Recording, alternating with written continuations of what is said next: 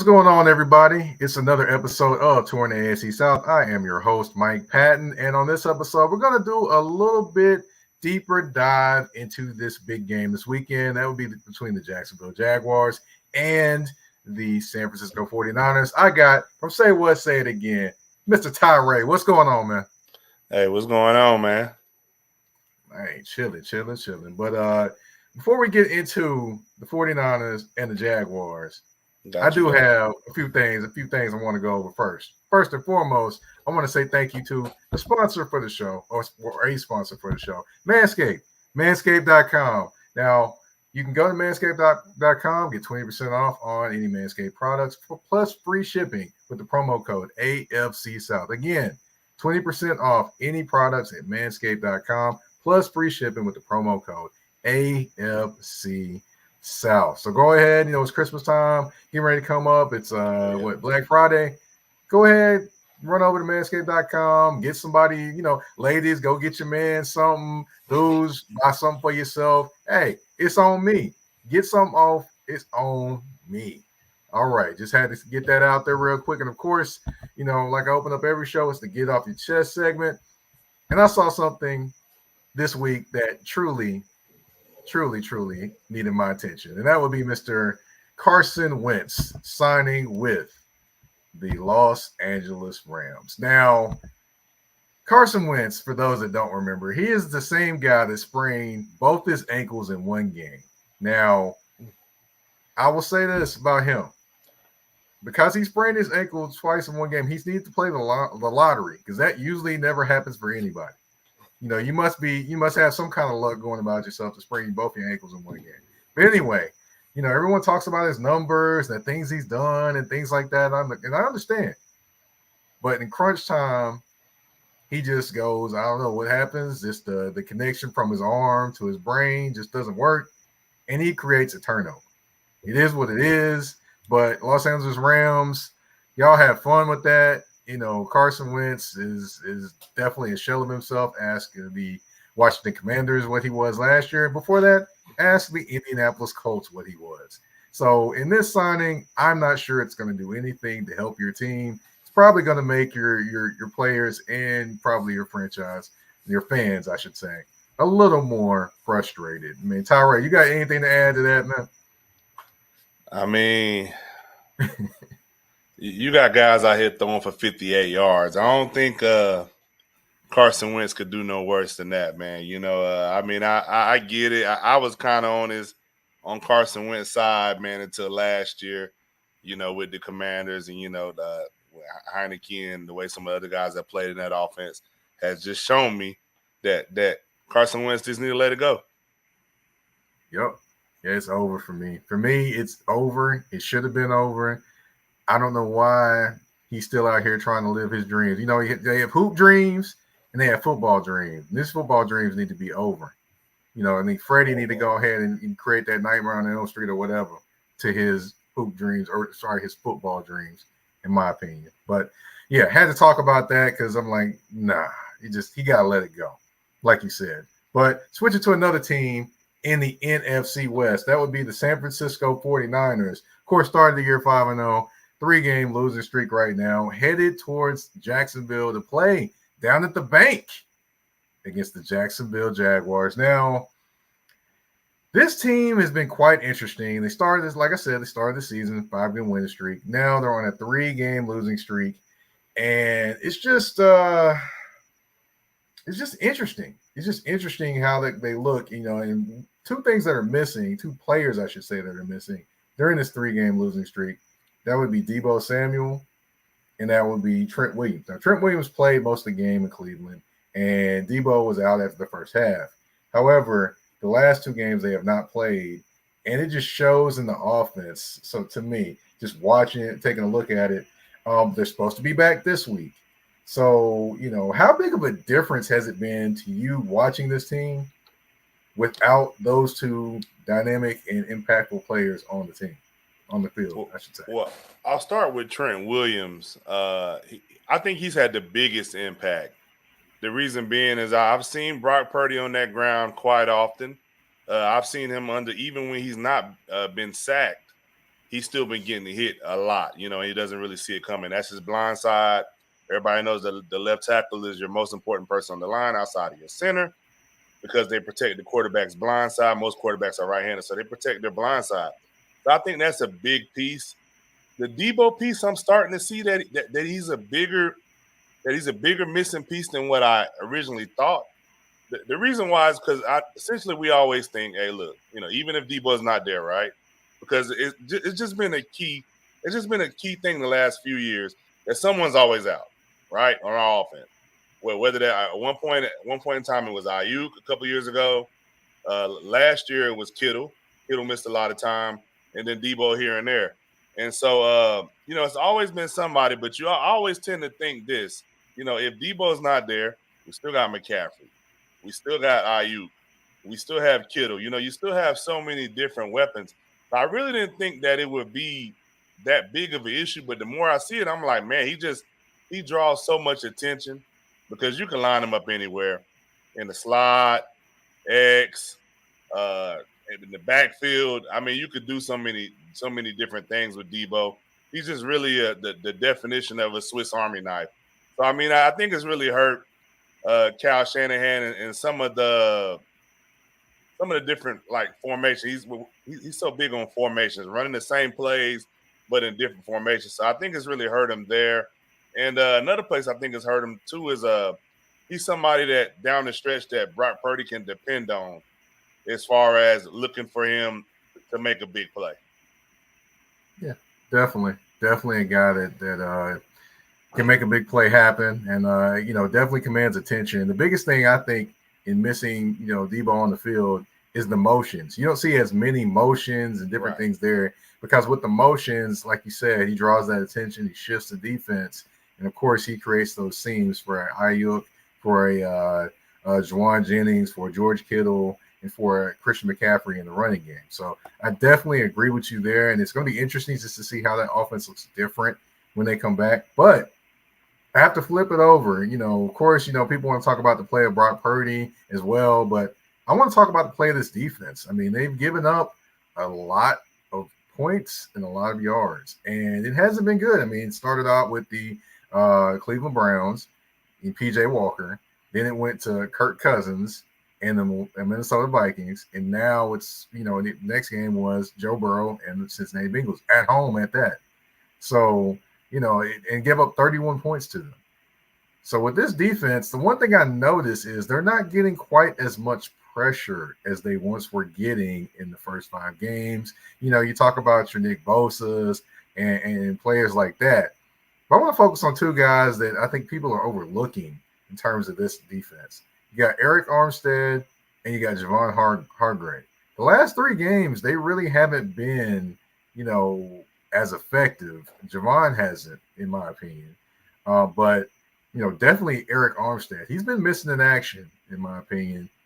Can you just, what do they need more out of those guys? I mean, what can they do more to kind of get those guys going? Of course, they did add Chase Young through the trade for a 3rd-round draft pick, and Randy Gregory for a 5th-round draft pick from the Denver Broncos. So, what can they do? What can you think Steve Wilks can kind of get going to get those guys going?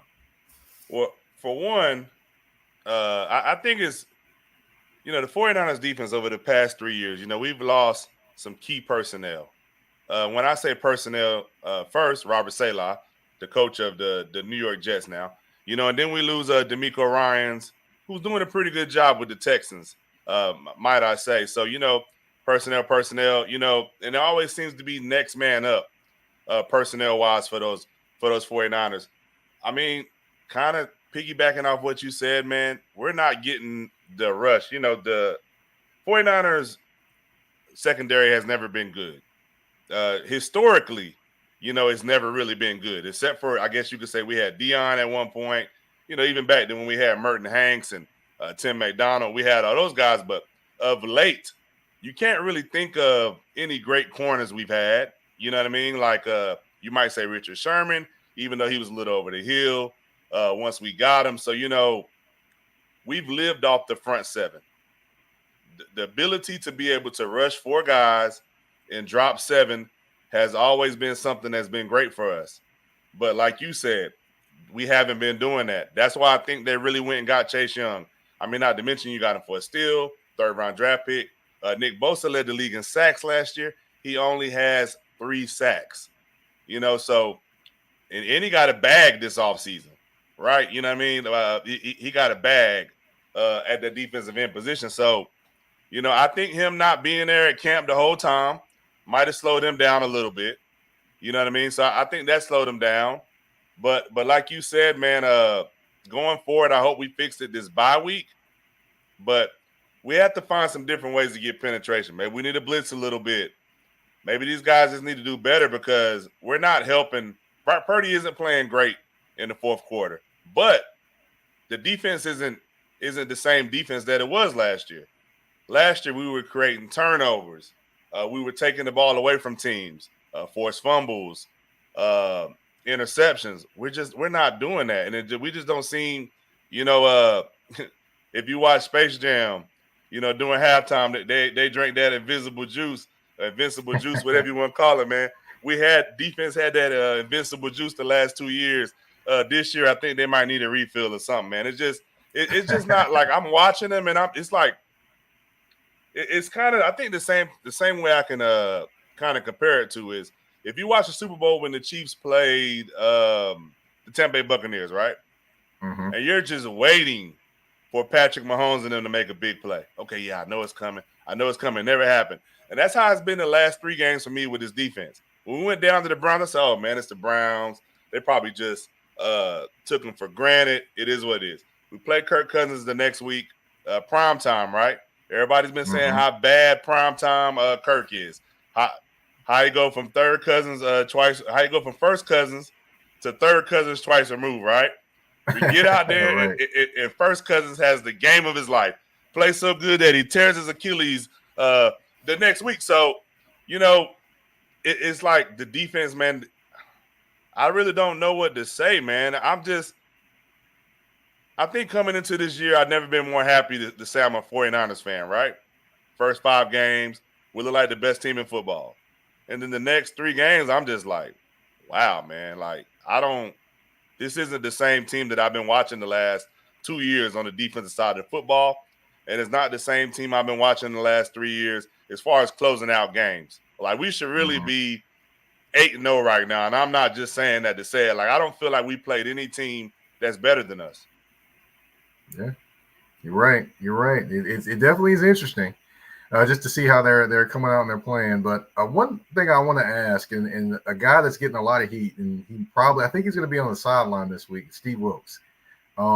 He's been getting a lot of heat for the things he's been calling the blitzes, especially the blitz in Minneapolis, where honestly, I got a different perspective than anybody on that play. If Ward is in position, he has the interception right there. Right. So actually, the call wasn't necessarily awful. The defensive back should have intercepted the ball because he was right there. But, of course, people want to blame that on Steve Wilkes too. But how much do you think this is Steve Wilkes, and how much do you think this is just people that they've lost over the years and trying to replace them? I think maybe right now it's 25% Steve Wilkes. Coordinators don't play on the field. You know what I mean? I say this all the time as coaches. Like you said, Jimmy Ward was not Jimmy Ward, but Tre'Davious Ward was in the right spot. It's a 50-50 ball. 50% chance he gets it, takes an interception. And at that point in time, we had the momentum in the game. Or it's a 50% chance that the receiver, Addison, takes it from him and scores a touchdown. So, as a coordinator, you have no control over that. You put the guy in the right position. I coach middle school football, and it's oftentimes that we draw up a defense, and the guy comes right through the hole, hits a guy, and bounces right off of him. And you're like, what the? Like, or he grabs him and he can't hold on to him, and the guy runs off and scores a touchdown. And you're like, I can't draw it up no better than that. The guys are in place that at the end of the day, these $1 million athletes have to make plays. And he has to make a play in that situation. I can't put it all on Steve Wilkes. I can't, because if I'm Steve Wilkes, I'm probably thinking, hey man, I'm coming over here. They got the Ferrari gassed up. We about to ride out. I get here and it's not a Ferrari. It's it's a Mustang, which ain't a bad car, but it ain't a Ferrari. Right. And the thing I'm looking at too is Ward. The ball is there for you. Right. I know they call defensive backs wide receivers with no hands. I know that. I understand that. But I don't think you need to catch the ball with your body there. That is the main reason why he missed that ball. He tried to catch it with his body instead of going and plucking the ball out of the air.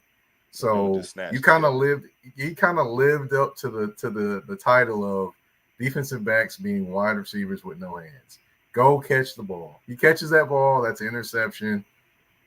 That touchdown probably never happens, but instead you let the ball catch you. And of course, it ricochets off you, and Jordan Addison catches it, and he's off to the races. So that's just my thoughts on that. I never want to put that blame on Steve Wilkes. I still to this day don't think that was a horrible call.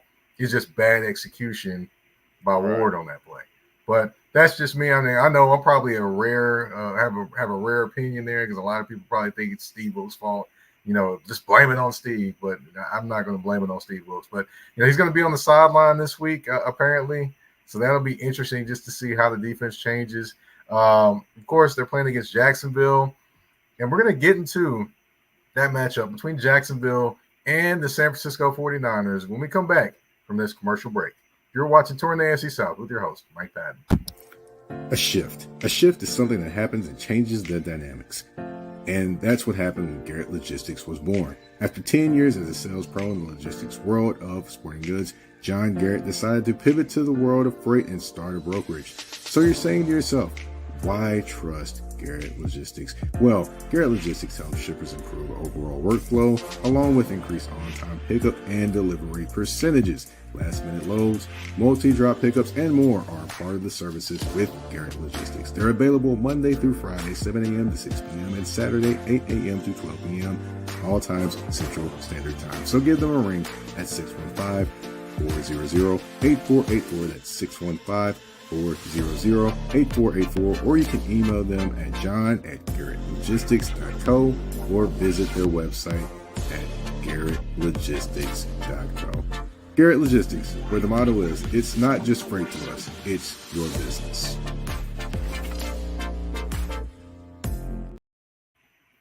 All right, and we are back from commercial break, and like I mentioned before, we're going to talk a little Jaguars and 49ers. Now, to me, this is probably the best matchup of this week of NFL football. Of course, some will say it's the Baltimore Ravens and the Cleveland Browns, but I'm going to stick with this game. But one guy that's going to be making his debut, and we talked about it a little earlier, that would be Chase Young. He's going to be opposite of Nick Bosa in this game, and he's going against two offensive tackles for the Jacksonville Jaguars, and one is a rookie in Harrison, and the other one is Cam Robinson. Of course, he was suspended the first 4 games of the year. Now he's coming back, and he's, kind of bumped Walker Little inside. They bumped into a left guard position now.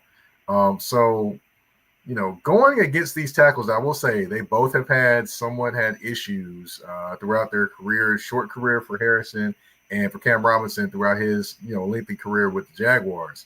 How do you feel about the prospects of not Cam Robinson, but Chase Young having a game against this Jaguars offensive line? I think it'll be good to see him. He's had some injury stuff, the last couple of years. His rookie season was probably his best season. But he's had a little bit of injuries. I think it'd be good to see him in a situation to where there's so much talent around him that he won't have to do so much. And I think to say the same for Bosa as well, right? So with them two together, I mean, you're able to keep elite pass rushers on the field at all times. So if one gets tired, you can sub in. You have Hargrave too. So I think it'll be really good to see Chase Young, man, and see how this matchup goes. I think he'll do good. One guy I'm interested to see now, you've got backup defensive ends and the guy from Las Vegas. I cannot remember his last name. But anyway. You talking about what's my guy name? I was just looking at him. I cannot remember You his talking name. about Randy Gregory? No, Randy Gregory's that's Denver. Okay. A former Clemson player. He's a former Clemson player, but I can't remember his last name. But yeah, you've got Randy Gregory coming in off the bench, and you got that guy from the Raiders coming in off the bench as well as backup defensive ends, guys that have starting experience in the NFL. And I can only imagine what they're going to do potentially when it comes to the third and fourth quarter, in the weather that is Jacksonville. Of course, it is November, but it's still, unseasonably probably Talking warm. about Farrell, Colin Farrell. Yes, definitely. It's going to be interesting just to see Gregory and Farrell in those positions, basically going against offensive tackles that have been out there all game. And another thing I'm going to throw at you too, that I could potentially see coming from Steve Wilkes. It may come, it may not happen, but I could see a revival of the NASCAR pass rush with the 49ers. You could have Randy Gregory out there, Chase Young out there, Hargrave and Nick Bosa at the same time. Go a little bit smaller, but have 4 pass rushers on the field at the same time. Now, I could definitely see the 49ers making that happen, Steve Wilkes making that adjustment. We'll see if he does, but just something to throw out there, perhaps. Oh yeah, on third and long, man, I'm sending them. Ping your ears back. If we can get you in those passing downs, the second and long, the third and 13, third and 14, 2 and 11. If we can get you in a position, oh yeah, I'm doing exactly like you said. The NASCAR, I'm putting my 4 best pass rushers out there. I'm telling them go get them. That's right. I mean, I'm interested just to see if they actually do it, but that's just me and me kind of getting in my bag talking about defense because of course former college defensive player, so I'm always going to think about defense first. So right, that's just how it goes. But of course we have to switch over to the offense. Brock Purdy, roughest stretch of his career, the last 3 games. Of course, a lot of interceptions, but we're gonna kind of leave that there. But he's going against a Jags defense that has some playmakers. You have the guy that led the NFL in tackles the last 2 years in different conferences in Olaquan playing inside linebacker. You also have Josh Allen, an outside linebacker, he was kind of like a feast or famine guy at the outside linebacker in terms of getting sacks. You have Rashawn Jenkins, who I think is one of the more underrated safeties in the NFL. And then, of course, you have Tyson Campbell, who many are saying is playing well and is a very, very talented corner on the cusp of, being one of those talked about corners in the NFL. So with all those players and all those things being said, and with Debo coming back, what do you think he needs to do to kind of be successful in this game against this type of defense with playmakers at different levels? For Brock Purdy, man, it's his decision making. Specifically his decision making in the fourth quarter. So I can't remember what game it was. It was not the Browns game. It was the game after. It was the Minnesota game. Vikings, I watched him on that last drive. He eyes Kittle, stares down Kittle, but I think he either had Jennings or Ray McLeod. He had him underneath, but threw it behind them to force the ball to Kittle, and I believe it was intercepted. And I'm just looking like, sometimes you have to take what the defense is giving you. The 49ers didn't bring him in to be Superman. They bought him in to manage the game. Get the ball in the hands of your playmakers. Now, I granted you was missing Debo. And playmakers, they have to help him and make plays when they get the ball, because that's what the 49ers offense has been. It hasn't been nothing extravagant. Like, we're not a deep ball team, like a team where we're throwing it deep to like Tyreek Hill or nothing like that, like Miami, right? We're throwing underneath. Guys get that yak. Yards at the catch. Some people call it yards at the contact. However you want to look at it. But that's what we need to get back to doing. Get back to the basics, man. Have fun. Spread the football around. Don't just stare down Debo or Kittle or Ayuk. I think if he does that, he'll be fine. Because when he's done that in the past, he's been successful. Right. He's got to be the best Brock he can be, not trying to be the best superhero. Right. Yeah. Now, of course, the Jags have another guy to deal with, a guy that scored 17 touchdowns, of course, 17 straight games with a touchdown. That would be Christian McCaffrey. it's going to be interesting the matchup there. Of course, I could see Rashawn Jenkins potentially seeing him a little bit, maybe in the passing game, but I could also see Olaquan seeing him as well. What do you think they can do to kind of, put Christian McCaffrey in the best position to make plays in this game, given that they do have the Jaguars have an underrated safety in Jenkins, and then they have Cisco there, by the way, too. Let's not forget about him. And then you have Olaquan, who was one of the best linebackers in the NFL, in my opinion. So how do they kind of get him, his space and things like that to be able to make plays? I think you have to mix it up. Don't stay the same. Don't keep everything the same. Mix it up. Put him in the slot. Put him out wide. Put him in the backfield with two people.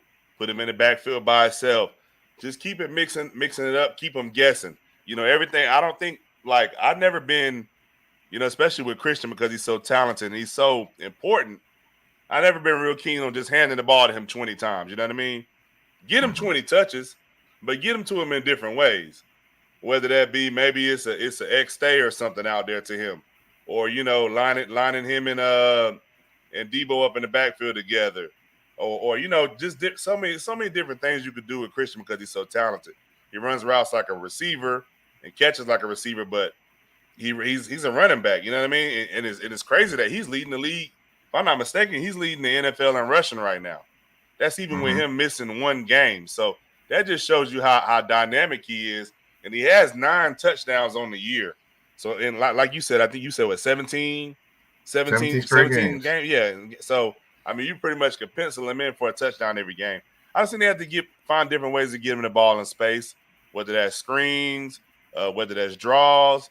Just think of different non-conventional ways to give him the ball. I don't think you're not successful if you just line up in the I formation and run sweeps and tosses and stretch plays to him. I think you have to get him out, get the Jaguars guessing to what you're going to do differently.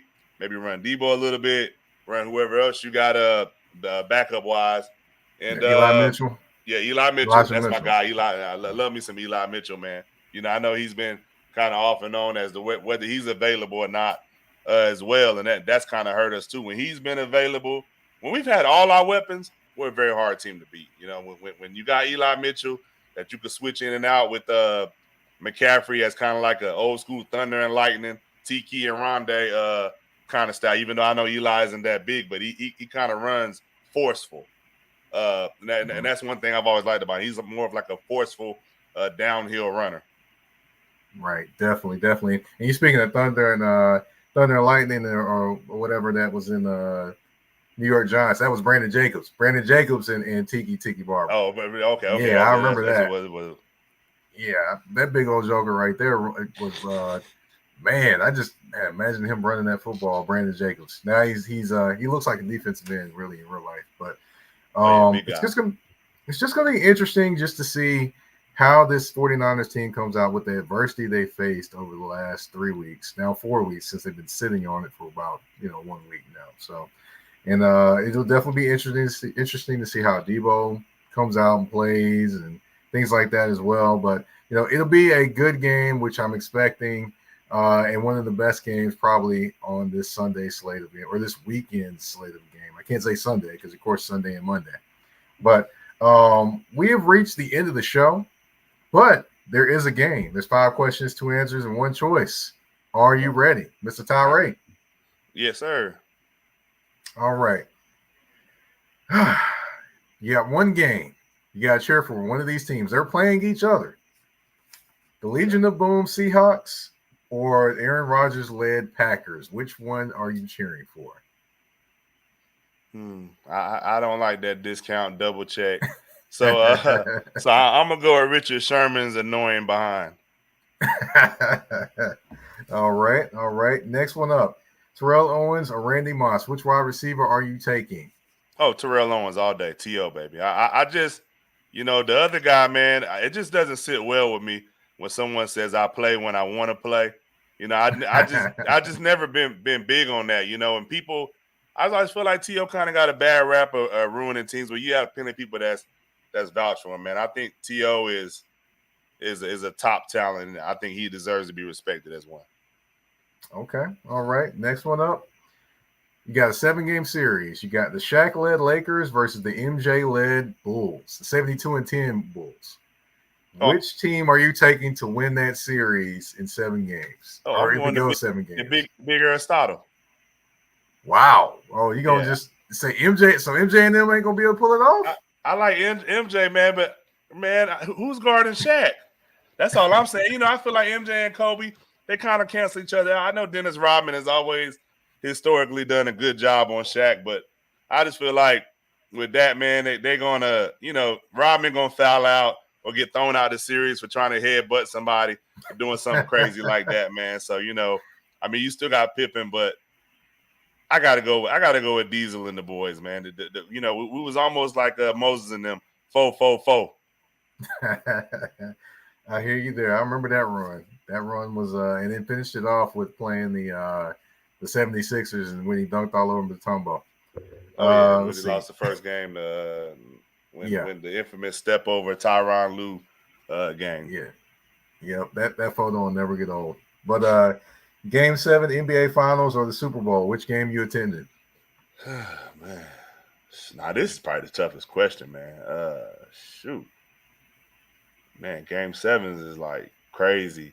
I would have to go Super Bowl, man, because I mean that's like people watch the joint for the commercials. Like that's how crazy the Super Bowl is. Like I've never seen something where people watch it like for the commercials. They watch it for the halftime performance. Like I never really heard nobody else watching anything else while the Super Bowl was on. You know what I mean? Yeah. Okay. Like the All Super right. Bowl is like the Madison Square Garden of sports. You know what I mean? Okay. Sporting Gotcha. events. Yeah, I hear you there. Knicks fans will definitely be glad you mentioned them in a good light. But all right, and the last thing, producing or hosting, which one do you like more? I say producing. I would have to most definitely go producing, man. You able to do so many different things. Producing, I like hosting, but producing, you're able to show your creativity, man, and it's just such a need for producers. If you look on, if you go on Indeed or any hiring app, everybody's hiring for producers right now. Well, I got something to say about that, but I ain't gonna say that on there. But yeah, we have reached the end. 5 questions, 2 answers, and 1 choice. You are off the hot seat. We have officially reached the end of the show. Tyree, thank you for coming on, talking about the 49ers against the Jaguars. Can you please tell everyone where you can find Say What, Say It Again? You can find Avery talking about food and all those different things as well, man. So we can find you too. Oh yeah, most definitely, man. Say what, man. We've been taking somewhat of a hiatus, man. I'm kind of transitioning over into my own space somewhat, but it's always gonna be Say What, Say It Again. But I got my launching my Tyree Media platform. You know what I'm saying? So right now, if you on Instagram, Ty_Ray_media. I got a lot of stuff going on there, man. I got a new pod I'm doing with my guy Robert Edwards, man, called Give Me a Second Sports, which is that's Tyree Media. That's Say What, Say It Again. That's Give Me a Second. So, it's a lot going on. We're talking basketball mainly. So we do got that going on. If you go on YouTube, it's Say What, Say It Again. Just type in Say What, Say It Again Sports, and you'll see Avery's ugly mug up there, and you'll be able to see his career over and all that, man. And then on TikTok, man, it's Ty Dollar XXL. Same thing for Instagram and Twitter is Tyree 910. So you know what I mean. So if you're looking for me, man, content, I clips, do all that stuff, man. Just hit me up. All right, here we go. And then also, Avery, man, I'm sorry, man. I'm sorry for your Giants this year, man. I know it's been a rough one. It's gonna be all right, man. Their career is over right now. Yeah, it's been over since the beginning. Since that first game, it was over right then and there. You might as well just hung it all up, take the jersey off, just hang it up, and be like, "I'll see you next year." Hey, look, I appreciate him though, because I won fantasy just off that game. I had the Cowboys defense, and I won fantasy just solely off that game. Man, they put up like 40 points or something like that. Yeah, they definitely would dominate in that game. Now, of course, I am the host of Torn the AFC South, Mike Patton. You can find me on the artist formerly known as Twitter at Mike Patton82. That's MikePatton82. Also, you can find me on Twitter. Excuse me, not Twitter, but you can find me on Instagram and Threads at that's THA, not THE, _general_MP. And of course, Touring the AFC South, you can find it on YouTube. Hello, everybody. You can find it on Spotify, Apple Podcasts, Google Podcasts, iHeartRadio, Amazon Music, you name it, we are there. Thank you all for tuning in. Thank you all for watching this episode of Touring the AFC South with your host, Mike Patton.